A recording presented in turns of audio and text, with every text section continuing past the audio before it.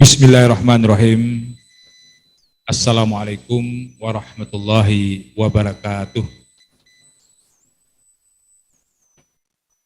Alhamdulillahirabbil alamin, wassalatu wassalamu ala asrofil anbiya'i wal mursalin wa ala alihi wa ashabihi.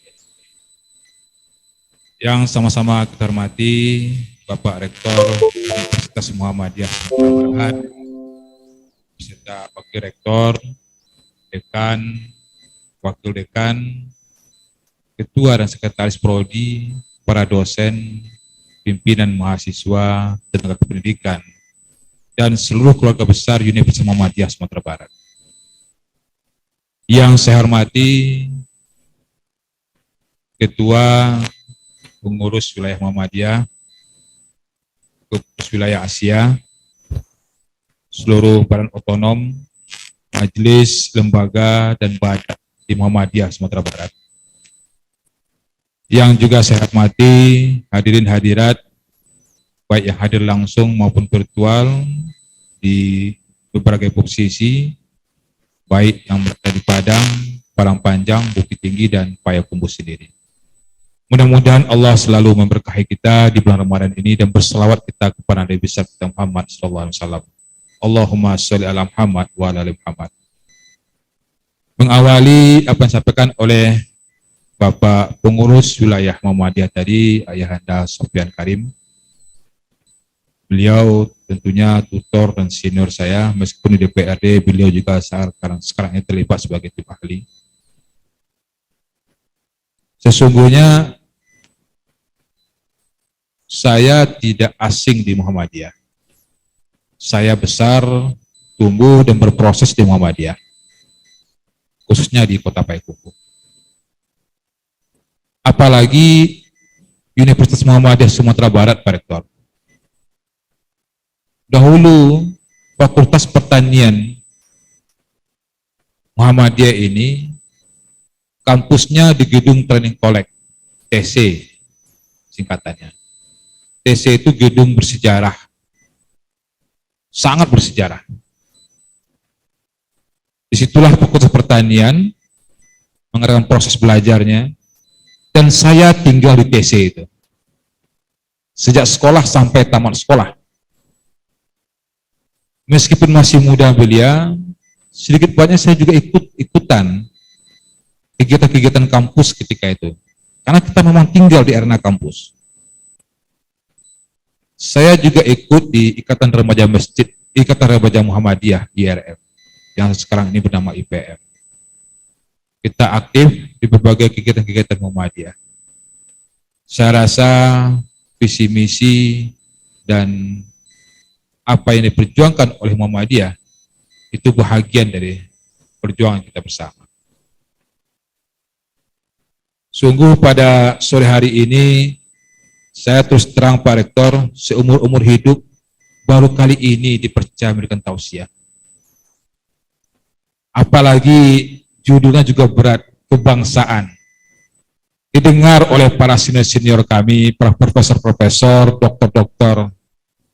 Kok adalah tempat menyuruh bagi saya menyuruh pada sore hari ini, Pak Rektor. Malu rasanya saya. Tapi selaku orang Minang, pantang juga bagi saya untuk surut ke belakang. Tadi staf saya kasih kepada saya di sela-sela kegalauan, saya dibikin oleh panitia pidato tausiah kebangsaan. Alhamdulillah, Pak Rektor. Ada juga yang mau dibacakan. Tapi juga mohon maaf, seandainya ada ketidakkonsistenan saya untuk membacakan ini. Karena mungkin ada tambahan-tambahan sedikit sesuai dengan wawasan keterbatasan saya tentang masalah kebangsaan ini. Bapak Ibu sekalian yang kami hormati, bicara tentang masalah kebangsaan, maka tentu kita bicara tentang masalah individu. Bicara tentang masalah kebangsaan, tentu kita bicara tentang masalah negara. Hari ini kita hidup di individu, kampung global. Dunia ini hanya di ujung jari. Kita tak lagi bisa hanya sekedar mengucapkan simsalabim, abrakadabra, karena pengetahuan saat sekarang ini sudah berkumpul dalam satu teknologi yang dinamakan dengan Google Voice. Dari awal kita nggak pernah membayangkan kondisi ini akan terjadi, tapi itulah kenyataannya. Negara memberikan identitas kepada kita, hak, kewajiban, hukum, serta perlindungan sebagai kita warga negaranya. Bapak Ibu sekalian yang kami hormati, hampir, kalau saya nggak ekstrim, mungkin lebih ya, 70% pendiri Republik kita ini adalah orang-orang yang berasal dari ranah Minang, Sumatera Barat. Mereka lahir dan tumbuh besar di Sumatera Barat. Ini tidak hanya kampung dan suku, tapi mereka lahir dan tumbuh di Sumatera Barat. Satupun dari pendiri-pendiri bangsa kita ini, tidak ada satu punya niat dari 1.700 pulau, 1.700.000 pulau yang ada di Indonesia ini yang ingin terpecah belah. Semua masuk dalam satu kesatuan. Nggak ada yang retak, nggak ada yang berongga, nggak ada yang kusam. Bahkan pendiri-pendiri kita rela merantau, nggak pulang-pulang, sampai hayat di kandung badang, mati di rantau, hanya ingin memperjuangkan Indonesia dalam negara satu kesatuan. Ini sebuah contoh yang luar biasa yang pernah diberikan oleh para leluhur kita. Kita akui, Pak Rektor, usia kita terlampau muda dibandingkan dengan kehadiran mereka ketika mereka masih hidup.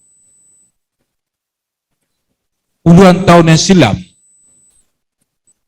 mereka telah dikubur, jasadnya diperbumi, arwahnya diambil Allah ke atas langit. Jangankan melihat wajahnya, mendengar katanya pun kita nyaris tak pernah. Tapi ketokohan yang mereka lakukan, yang mereka tinggalkan pada hari ini, seakan-akan mereka baru meninggal kemarin sore. Siapa yang nggak kenal dengan Hamka? Siapa yang nggak kenal dengan Agus Salim? Siapa yang nggak kenal dengan M. Nasir, Syahrir, Tan Malaka, dan lain sebagainya? Mereka meninggal, mungkin sebahagian besar kita yang hadir di sini belum berakhir. Tapi visi, misi, semangat perjuangannya sampai hari ini gak pernah luntur. Bapak Ibu sekalian, ketika mereka besar, ketika mereka berkuasa, para tokoh-tokoh kita gak satu pun meninggalkan sesuatu kepada generasi-generasi mudanya yang bersifat harta. Mereka nggak sempat meninggalkan harta benda kepada anak cucunya. Mereka nggak sempat memberikan pendidikan yang terbaik untuk generasi-generasi anak cucunya. Apalagi mereka nggak sempat mendidik anak cucunya menjadi pejabat-pejabat yang akan melanjutkan regenerasi mereka. Nggak ada dalam pikiran mereka tersebut untuk hal-hal yang seperti itu. Beda dengan sekarang ini, Pak Rektor. Belum berakhir masa jabatan kekuasaan bapaknya, anak pun sudah dilatih untuk menjadi kekuasaan. Gak puas dengan anak, istri pun dipaksa dikarbit jadi pejabat. Keponakan, handai tolan. Kalau bisa 20 tahun ke depan, gak lepas-lepas kekuasaan itu di tangan mereka. Beda dengan leluhur-leluhur kita. Tak terpikir aku mereka. Bahkan banyak anak-anak, para pejuang-pejuang kemerdekaan itu nggak lolos, nggak sampai ke perguruan tinggi, nggak ada uang, nggak ada duit untuk mengkuliahkan anak-anaknya. Padahal mereka adalah pejabat, padahal mereka pada waktu itu adalah menentukan republik kita ini. Nilai-nilai kebangsaan apa yang akan kita bicarakan dengan sosok-sosok orang seperti itu? Bapak Ibu sekalian kami hormati. Rasanya dilaknat kita oleh Allah kalau kita pun melupakan jasa Muhammadiyah sebagai ormas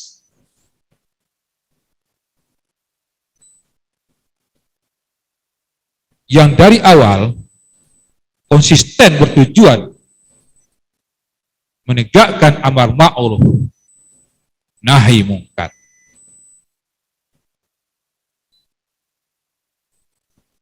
Muhammadiyah boleh lahir dan besar di Jogja. Wali Allah Ahmad Dahlan boleh tinggal dan besar di Jogja. Tapi ada yang harus kita ingat. Putra-putra Minang, Haji Rasul, Hamka, Mali Ahmad, Buya Syafi'i Ma'arif, dan lain-lain punya kontribusi yang sangat besar membesarkan Muhammadiyah. Wajar kalau Hamka dalam sebuah bukunya menyatakan ada salah seorang kiai yang tergopoh-gopoh menyatakan bahwasanya andaikan tidak adalah Haji Rasul ini, enggak sebesar ini Muhammadiyah berkembang di Indonesia. Orang Sumbar itu Haji Rasul itu.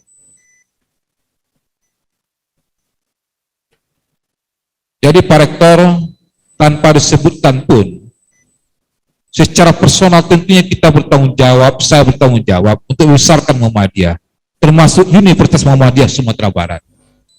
Kalaulah tadi Pak Rektor menyatakan bahwasanya ide Fakultas Kedokteran Hewan itu adalah ide saya, sesungguhnya itu ide kita bersama-sama. Tapi tentu saya juga punya kewajiban untuk bisa menyelesaikan nanti bangunan gedung fisik Fakultas Kedokteran itu nanti. Karena Muhammadiyah bahagian dari bangsa kita ini. Bapak Ibu sekalian yang kami hormati, kembali dengan diskusi kita tadi. Bicara tentang masa kebangsaan, kita nggak lepas dari bicara tentang masalah individu, dan nggak lepas bicara tentang masalah negara. Bicara tentang masalah individu, dengan seluruh literasi-literasi yang ada, kita mencari, memproses, memikirkan tentang sebuah negara. Begitu juga negara. Negara dengan pemerintahan, dengan segala perangkat-perangkat dari atas sampai ke bawah, berusaha mencari agar kehidupan masyarakat kita, berbangsa dan bernegara, tetap solid. Tapi kadang-kadang ini yang berbenturan antara kepentingan individu dan kepentingan negara ini, yang terjadi sering percikan-percikan api, Pak Rektor. Kalau tokoh-tokoh dahulu kita memandang percikan-percikan api itu hanya mainan-mainan sementara, gak masuk asi banarinya. Andaikan para tokoh-tokoh besar kita menganggap persoalan-persoalan kebangsaan itu sedemikian jelimet seperti mana kita memandang pada hari ini, mungkin apa yang kita sebut dengan piagam Madinah, piagam Jakarta, enggak seperti ini negara kita, Pak Rektor. Lah pecah kita ini. Tapi bapak-bapak bangsa kita, ketika ada percikan-percikan api antara kepentingan individu dan negara, mereka bisa menyikapi dengan sempurna. Tapi pada hari ini, luar biasa. Seluruh kekuatan agitasi propaganda keluar. Bagaimana kita bisa menghantam negara sendiri, bagaimana kita bisa menghantar individu sendiri, mati.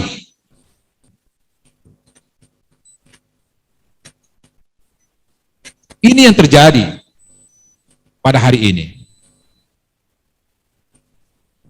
Bapak Ibu sekalian yang kami hormati,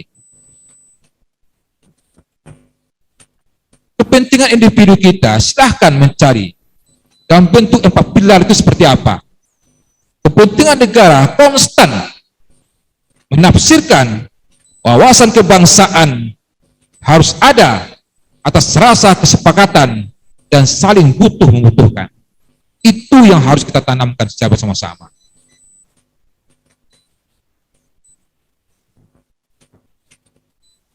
Terlampau besar rasanya kita mencoba mendiskusikan tentang masalah kebangsaan ini secara global.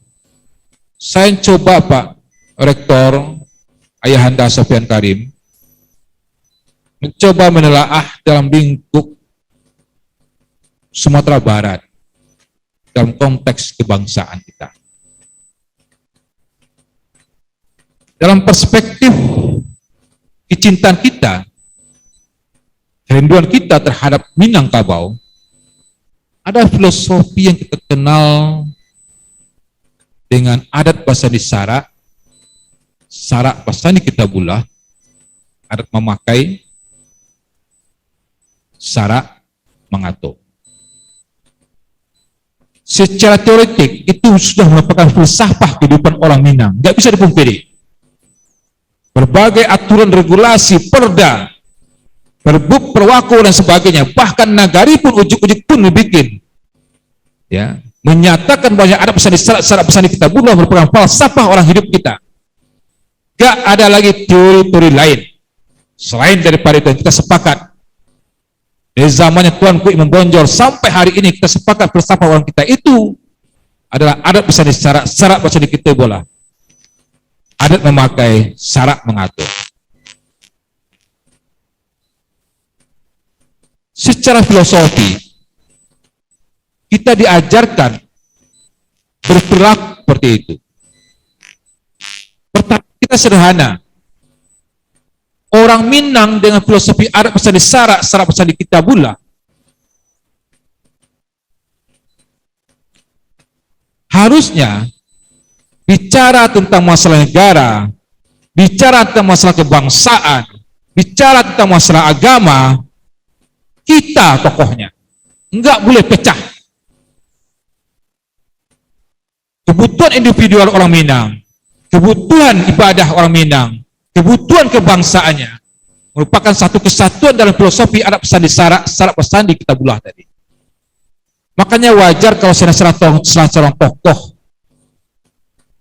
Sumatera Barat di ujung rantau sana menyatakan, jangan ajari orang Minang tentang masalah negara, jangan ajari orang Minang tentang masalah kebangsaan. Kami jauh lebih hebat daripada tuan-tuan. Seorang tokoh agama pun juga menyatakan seperti itu. Karena memang betul masalah kita itu. Tidak usah diajarin tentang masalah itu. Bapak Ibu sekalian yang kami hormati,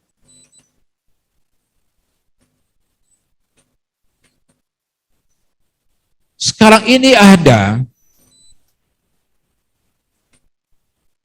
semacam, saya nggak tahu ya, apakah ini penggiringan atau apa. Tapi kita pastikan bahwasanya orang Minang itu anti pemberontak. PRRI itu bukan pemberontak. Jangan ada orang Minang menyatakan PRRI itu pemberontak. Salah itu. PRRI itu adalah koreksi orang Minang terhadap kesalahan konstitusi yang dilakukan oleh pemerintah pusat yang pada hari itu dibawa oleh Orde Lama. Ya, orang Minang itu kritis. Tapi kan pasca periode itu seakan-akan ada semacam doktrin yang menyatakan bahwa orang Minang adalah pemberontak. Ya korbannya kita-kita ini, termasuk saya. Ini saya dibikin nama Jawa nih Pak Rektor, karena korban periode juga ini. Para asli orang Minang ini. Oleh Bapak dibikin Jawa. Jangan dikira nanti terhambat karir karena orang Minang. Dibikinlah nama itu, nama anak Jawa semua oleh orang Padang. Hilang kepercayaan diri kita. Dan sampai hari ini pun masyarakat Minang, tokoh-tokoh Minang baik di rantau maupun di sini, masalah kepercayaan dirinya sampai hari ini masih punya masalah. Sampai hari ini kita bisa buktikan itu.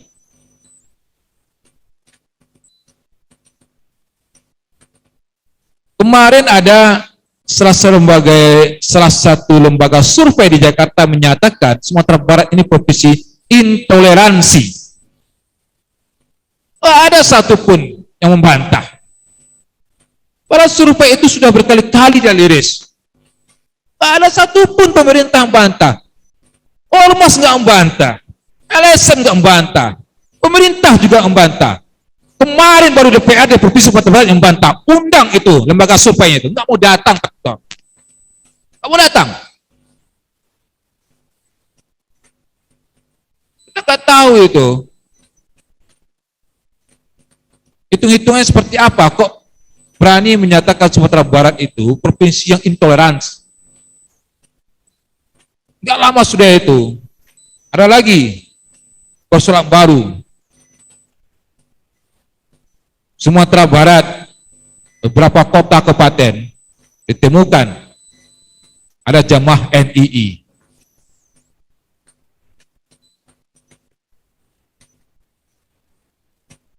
Begitu seriusnya Sumatera Barat dipandang oleh orang luar. Besok entah apa lagi yang akan terjadi. Bapak Ibu sekalian yang kami hormati, pada hari ini, kalau kita masih menganggapan, kalau kita masih bersepakat dengan filosofi kita Arab Pesani, syarat pesani kita belah tadi, pastikan bahwasanya Sumatera Barat aman dari persoalan-persoalan kebangsaan yang kita bicarakan tadi. Tidak ada persoalan. Seperti mana yang telah kita sampaikan tadi dari awal, negara ini didirikan oleh putra-putra orang Minang. Nanti para itu silakan aja nanti inventaris dengan teman-teman adik mahasiswa kita ini. Catat semua tokoh-tokoh kebangsaan kita di Indonesia ini.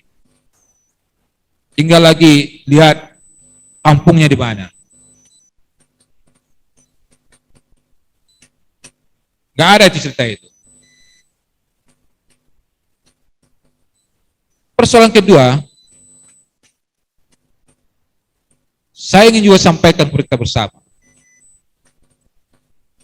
Bercerita tentang masalah kebangsaan dalam konteks Minangkabau Sumatera Barat. Kita tidak hanya bicara tentang masalah yang tadi, ada pesan syarat-syarat bisa kita buat. Ada beberapa persoalan-persoalan yang pada hari ini pun menjadi penyakit atau menjadi persoalan kita secara bersama-sama. Saya dilantik dulu tahun 2019, akhir tahun.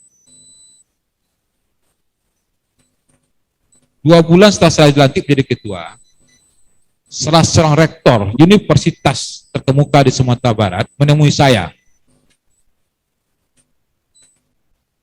Terus dia menyatakan, Pak Ketua, apa yang akan Anda lakukan sebagai Ketua DPRD Provinsi Sumatera Barat terhadap penyebaran LGBT yang ada sekarang ini?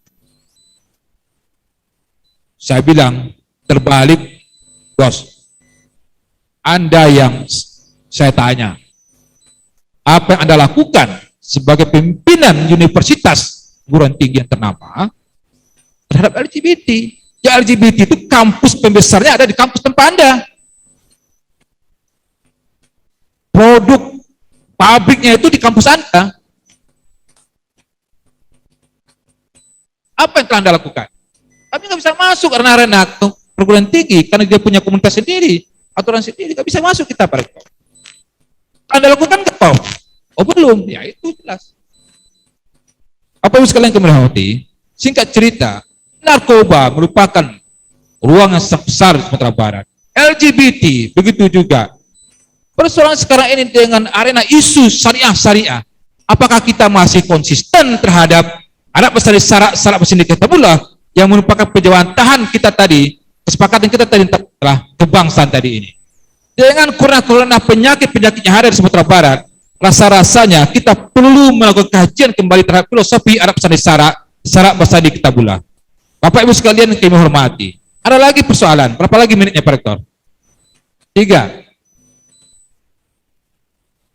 Baru-baru ini juga ada kita kenal, aneh betul, saya takutnya nanti gini Pak Rektor, yang gatal itu kepala, yang digaruk itulah kaki. Itu persoalan bangsa saat sekarang, itu persoalan ranah Minang pada sekarang ini. Terjadi disintegrasi terhadap kebangsaan, nilai kebangsaan kita pada hari ini. Ada ide masalah BIM, daerah istimewa Minangkabau, yang gatal itu kepala, yang digaruk itu kaki. Di zaman canggih, di zaman teknologi, di zaman saat sekarang ini, kita masih bicara tentang masalah primordial. Syarat kita bicara tentang masalah kebangsaan itu adalah menyingkirkan nilai-nilai keprimordialan tadi. Bapak Ibu sekalian yang kami hormati, kita tentunya ingin bangsa ini pecah lantaran karena ide-ide seperti ini. Mudah-mudahan ranah Minang yang dikenal dengan industri otak, negeri syariah dan sebagainya, dengan kita mencoba untuk mendiskusikan lebih lanjut tentang masalah kebangsaan ini, mudah-mudahan ini akan membuka momentum bagi kita membangkitkan batang terendam kembali. Waktu yang sangat kasih untuk kita bisa lanjutkan ini, tapi saya yakin percaya Bapak Ibu sekalian, mohon maaf sekali lagi. Dulu saya kecil-kecil Pak Rektor, sering lomba pidato. Di awal pidato saya itu ada sebuah pantun, si cerdik tapi banda, kok jatuh tolong tagakkan. Ambo baru ketek baru belajar, kok salah tolong tagakkan. Itu pantun saya kecil. Pada hari ini, di lubuk hati saya yang paling dalam, saya terima kasih sekali lagi kepada Pak Rektor telah mengundang, memberikan saya waktu untuk tasyah kebangsaan, meskipun itu bukan gawe dan ilmu saya. Maafkan saya kalau saya tidak pada tempatnya. Terima kasih. Assalamualaikum warahmatullahi wabarakatuh.